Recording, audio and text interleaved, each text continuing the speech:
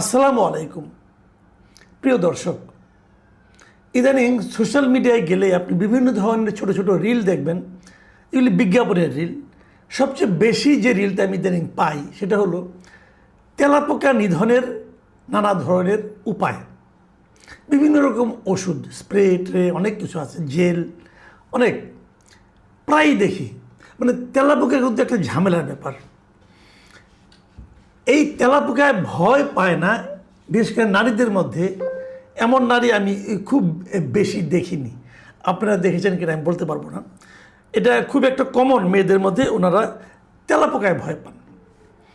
কিন্তু একটা বড় দেশ মানে ভারতের মতো দেশে যিনি ক্ষমতাসীন যে দল বিজেপি, তারা এখন আমার মনে হয় যে তেলাপোকায় নাজেহাল হয়ে গেছে। এই তেলাপোকা কিন্তু ওই রান্নাঘরের তেলাপোকা নয়, এই তেলাপোকা হচ্ছে একটা নতুন পার্টির জন্ম নিয়েছে। মাত্র ধরেন এক সপ্তাহ আগে, এক সপ্তাহই একদম, কারণ এই মে মাসের 16 তারিখে এই পার্টির জন্ম হয়েছে। এই পার্টি ভোট করবে এমন কথা বলেনি। সেই পার্টির নাম হলো ককরোচ জনতা পার্টি, ককরোচ সংক্ষেপে CJP। এই ককরোচ জনতা পার্টি পুরো ভারতের রাজনৈতিক ব্যবস্থাকে পর্যন্ত নাড়িয়ে দিয়েছে। যে জেনজির উত্থান আমরা দেখেছি বাংলাদেশে এবং নেপালে, তার বিপরীতে ভারতে এটা যেন জেনজিদের একটা আন্দোলন, ইয়াং জেনারেশন এখানে ঝাঁপিয়ে পড়েছে। এবং এটা সম্পূর্ণভাবে একটা অনলাইন অ্যাক্টিভিস্টদের জায়গা। অনলাইনে একজন লোক এটা প্রথম সৃষ্টি করেছে এবং তারপর দলে দলে এক সপ্তাহে তাদের ফলোয়ারের সংখ্যা ভারতীয় জনতা পার্টি, ভারতীয় কংগ্রেস, এমনকি তাদের যে আম আদমি পার্টি, এই সবগুলো পার্টির যে অফিসিয়াল যে পেজ আছে তাকেও অনেক আগে তারা ছাড়িয়ে গেছে। সে আলোচনায় পরে আসছি, ফলোয়ারের সংখ্যা নিয়ে আলোচনাটা একটু পরেই করি। তার আগে বরং বলে নেই যে এই পার্টিটার জন্ম হলো কিভাবে এবং কেন। কদিন আগে ভারতের চিফ জাস্টিস একটা রায় দেওয়ার সময়, বিচার কার্য পরিচালনা করার সময়, এই প্রধান বিচারপতি মিস্টার সূর্যকান্ত উনি একটা মন্তব্য করেছেন। এবং এটা কিছুদিন আগের, ঠিক মানে কি যেদিন এই পার্টির গঠন হয়েছে তার ঠিক আগের দিন, মানে 15 মে। এবং সেখানে উনি বলতে যে কথাগুলি বলেছিলেন, আমি এটা উনি তো ইংরেজিতে বলেছিলেন, আমি ইংরেজিতে একটু পড়ে শুনে আপনাদেরকে, তারপর আমি বাংলাটাও বলে দিচ্ছি। There are already parasites of society who attack the system and you want to join hands with them. There are youngster like cockroaches who don't get any employment and don't have any place in the profession. Some of them become media, some of them become social media, some of them become RTI activists, some of them become other activists, and they start attacking everyone. And you people file contempt petitions. এই হলো ওনার বক্তব্য। বাংলা করলে যেটা বলা যায়, আমি বাংলা অনুবাদটা যেটা করেছি সেটা আপনাদেরকে আমি পড়ে শোনাই, যে সমাজে ইতিমধ্যেই এমন পরজীবী রয়েছে যারা ব্যবস্থার উপর আক্রমণ করে, মানে সমাজের যে ব্যবস্থা তার উপর আক্রমণ করে। আর আপনারা তাদের সাথে হাত মেলাতে চান? তেলাপোকার মতো এমন অনেক তরুণ আছে যারা কোনো চাকরি পায় না এবং পেশাতেও যাদের কোনো জায়গা নেই। তাদের মধ্যে কেউ কেউ গণমাধ্যম কর্মী হয়, কেউ সোশ্যাল মিডিয়ার লোক হয়, আর কেউ RTI কর্মী হয়, কেউ অন্য কর্মী হয়, এবং তারা সবাইকে আক্রমণ করতে শুরু করে। আর আপনারা আদালত অবমাননার মামলা করেন। এই বিষয়গুলি নিয়ে উনি আইনজীবীদের লক্ষ্য করে এই কথাগুলি উনি বলেছেন। এখন যখন নাকি এখানে এই যে বেকার যুবক যারা আছে, যারা সোশ্যাল মিডিয়ায় কাজ করে, সোশ্যাল মিডিয়ায় বিভিন্ন রকম লেখালেখি করেন, বিভিন্ন গণমাধ্যমে কাজ করেন, এই বেকারদেরকেই এই মিস্টার সূর্যকান্ত প্রধান বিচারপতি উনি ককরোচ বা তেলাপোকার সঙ্গে তুলনা করেছেন।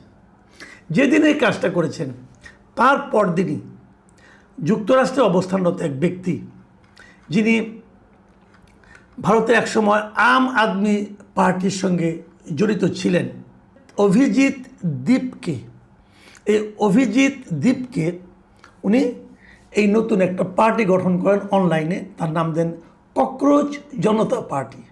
মানে বিজেপি হলো ভারতীয় জনতা পার্টি, যেটা এখন ভারতের ক্ষমতায় আছে, তাদের একটু ব্যঙ্গ করে এই নামটা দেন ককরোচ জনতা পার্টি। নাম দিয়ে উনি সোশ্যাল মিডিয়ায় একটা পেজ ওপেন করেন, মানে ফেসবুকে। এবং এই ফেসবুকে উনি প্রথমে এটা একটা করেন, যোগ্যতা নির্ধারণ করেন যে কারা এর মেম্বার হতে পারবে। এবং উনি কিছুটা মজার ছলে কিছুটা আপনার ফান করে উনি কিছুগুলো সদস্য পদের যোগ্যতা উনি নির্ধারণ করেন। এবং উনি বলেন যে এই সিজেপির সদস্য হতে গেলে আপনাকে প্রথমত বেকার হতে হবে, অলস হতে হবে, সারাক্ষণ অনলাইনে সক্রিয় থাকতে হবে এবং যে কোনো বিষয়ে আপনি যখন ক্ষোভ প্রকাশ করবেন সেই উচ্চ স্বরে সেই ক্ষোভটা প্রকাশ করার ক্ষমতা থাকতে হবে। এই হলো এটার মূল মানে আপনার যোগ্যতা মেম্বার হওয়ার। এবং এটার উদ্দেশ্য তারা যেটা বলেন সেটা হলো, আমাদের আসল উদ্দেশ্য হলো যে আমরা নানা রকম ফান করে হাসির ছলে ভারতের বর্তমান যে জেনজি যারা আছে, যারা নাকি কর্মসংস্থান পাচ্ছে না, পরীক্ষা দিতে গেলে প্রশ্নপত্র ফাঁস হওয়ার যে নাকি এর ফাঁদে পড়ে যাচ্ছে, ভারতে যে ক্রমাগত মূল্যবৃদ্ধি হচ্ছে, শিক্ষা ব্যবস্থা এবং কর্মক্ষেত্রে যে বৈষম্যের শিকার হচ্ছে, এই সবগুলো বিষয় নিয়ে তারা এখানে প্রতিবাদ করবে এবং এই ইস্যুগুলো তুলে ধরবে। জাস্ট শুরু হওয়ার সঙ্গে সঙ্গে 16 তারিখে শুরু হয়েছে, শুরু হওয়ার সঙ্গে সঙ্গে ধাই করে তাদের ফলোয়ারের সংখ্যা বাড়তে থাকছে এবং বেড়ে মাত্র 7 দিনের মাথায় এটার ফলোয়ারের সংখ্যা হয়ে গেছে 22 মিলিয়ন, মানে 2,20,00,000-এর চেয়েও বেশি মাত্র 7 দিনে। এবং তারা 4 দিনের মাথায়, ঠিক 4 দিনের মাথায় ভারতের যে ক্ষমতাসীন দল বিজেপি, সে ভারতের ফলোয়ার সংখ্যা হলো 89 লক্ষ। এই 89 লক্ষকে তারা অতিক্রম করেছে মাত্র 4 দিনের মাথায়। এবং বিজেপির চেয়েও বেশি ফলোয়ার হলো কংগ্রেসের ফলোয়ার সংখ্যা হলো 1,33,00,000, সেটাকে তারা অতিক্রম করেছে মাত্র 5 দিনের মাথায়। আর তারপর তাদের এখন দাঁড়িয়েছে কত, 2,20,00,000 ফলোয়ার। মানে পুরো ভারতে একটা হুজুগ তৈরি হয়ে গেছে। ভারতের যে সমস্ত মানে আপনার জেনজি ইয়াং জেনারেশন যারা নাকি ভারতে বসবাস করে অথবা ভারতের বাইরে বসবাস করে, তারা সবাই যেন এখানে ঝাঁপিয়ে পড়েছে এবং এখানে তারা সমাজে এই যে অসঙ্গতিগুলো, এগুলো নিয়ে নানা ধরনের পোস্ট দেওয়া শুরু করেছে। ভারতীয় জনতা পার্টি, তারা ক্ষমতাসীন দল, তারা এতে কিন্তু প্রমাদ গুনেছে। তারা ভাবছে যে হচ্ছেটা কি। এবং বলা হয়ে থাকে তাদের কারণে, এটা ঠিক কিনা আমরা জানি না, বাট অভিজিৎ যে আছেন, যিনি এটা প্রধান অভিজিৎ দীপকে, তিনি অভিযোগ করেছেন যে এটা নিয়ে ভারতীয় জনতা পার্টি সরকারি দলই তাদের এই সাইটটাকে এর মধ্যে বন্ধ করে দিয়েছে। মানে এটা দেখা যাচ্ছে না এখন, আজকে থেকে এটা বন্ধ হয়ে গেছে এবং এটা স্থগিত করা হয়েছে। তারা এটাকে দ্রুত চেষ্টা করছে ঠিক করার জন্য। ঠিক করতে পারবে কি না এটা বলা বড় কঠিন, কারণ ভারতে তো অনেক আপনার ইউজার আছে, কাজে তাদের ইউজারের সংখ্যা এত বেশি যে তাদের চাপের মুখে অনেক সময় ফেসবুক কিংবা টুইটার মানে এক্স হ্যান্ডেল, এরা কিন্তু অনেক সিদ্ধান্ত নেয় এবং সেটা হয়তো সে কারণে বন্ধ হয়ে গেছে কিনা, এটা এখনও স্থায়ীভাবে বন্ধ হলো কিনা এখনও বোঝা যাচ্ছে না। কিন্তু এর মধ্যে কিন্তু তাদের এই অবস্থা হয়েছে। এবং ভারতে এরা একটা বড় ধরনের আন্দোলন, বড় ধরনের ঝাঁকুনি তারা কিন্তু দিতে পেরেছে ভারতের বর্তমান ক্ষমতাসীন সরকারকে। অনেকে বলছিলেন যে কলকাতায় মানে পশ্চিমবঙ্গে বিজেপি বিজয়ী হওয়ার পর তার প্রথম যে আইনটা করে পুরো পশ্চিমবঙ্গকে কাঁপিয়ে দিয়েছে, সেটা হলো গরু মানে জবে করা, নিষিদ্ধ করার ঘোষণা দিয়ে। কারণ সামনে কোরবানির ঈদ, এই কোরবানির ঈদে অনেকেই গরু জবে করেন, তাদের গরু জবে বন্ধ করে দেওয়া হয়েছে। এবং এই বন্ধ করে দেওয়ার ফলে ভারতে যারা নাকি গরুর খামারই ছিল এবং যাদের মধ্যে অ্যাবাভ 90% হলো হিন্দু, এই হিন্দু জনগোষ্ঠীর যে খামার, এই খামার ব্যবসা একদম মানে মাঠে মারা যাওয়ার উপক্রম। আজকে বিবিসি একটা স্টোরি দেখলাম, সেখানে খামারিরা কীভাবে চিৎকার চেঁচামেচি করছে, কান্না করছে, তারা বলছে এই সরকার কিন্তু আমাদেরকে ডুবিয়ে দিল। এরই মধ্যে ভারতের কলকাতারই একজন ইমাম তিনি বলেছেন যে মুসলমানরা যদি সিদ্ধান্ত নেয় তারা গরুর মাংস আর খাবেই না, গরু কুরবানি দেবেই না, তাহলে আসলে কি হবে? মুসলমানরা তো গরু কুরবানি না দিয়ে মানে ছাগল কোরবানি দিতে পারে, খাসি কোরবানি দিতে পারে, এমনকি মুরগিও কোরবানি দিতে পারে, কোনো সমস্যা নেই। উনি যেটা বলেছেন আর কি, উনি এভাবে বলেছেন। তাহলে যারা খামারি, যাদের খামারিদের 90% বেশি হলো হিন্দু, তাদের কি অবস্থা হবে? এবং কেবল তাই নয়, সারা দুনিয়াতে বিফ বলতে যা বোঝায় তার সবচেয়ে বড় রপ্তানিকারক দেশ হলো ইন্ডিয়া, ভারত। তো সেটারই বা কী হবে? যাক, এগুলি তাদের ব্যাপার।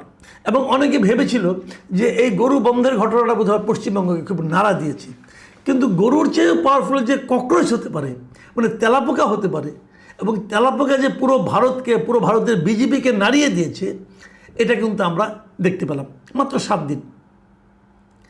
এখানে একটা ঘটনা কিন্তু আমরা বলতেই চাই। আসলে দেখুন, তেলাপোকা কিছু না, গরুও কিছু না, কিছুটা হচ্ছে যে সাধারণ মানুষের প্রতি সরকারের কি আচরণ। এই যে সাধারণ মানুষের যে ক্ষোভ এই ককরোচ জনতা পার্টিকে কেন্দ্র করে পুঞ্জীভূত হয়েছে, প্রকাশিত হয়েছে, এটা কি হঠাৎ করে এই মে মাসের 16 তারিখে যা আনা গেল?